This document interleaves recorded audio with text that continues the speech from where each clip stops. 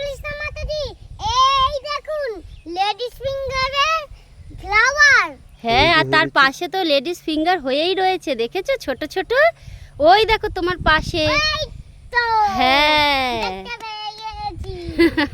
প্রভু কত আনন্দ পেয়েছে দেখুন তো। এ দেখুন পুরো জমিটাতেই কিন্তু ঢেঁড়স চাষ হয়ে রয়েছে, কিন্তু এখানে জানি না কেন যে এটা এখনো পরিষ্কার করা হয়নি, ঘাস জমে রয়েছে।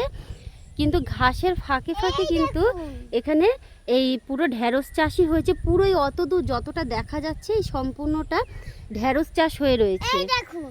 হ্যাঁ, ওটা কত বড় হয়ে গেছে বলো। হ্যাঁ, হ্যাঁ, তো এখানে হয়তো কিছুদিনের মধ্যে পরিষ্কারও করে দেবে, আগাছাগুলো পরিষ্কার করলে তবে আরও সুন্দরভাবে বোঝা যেত।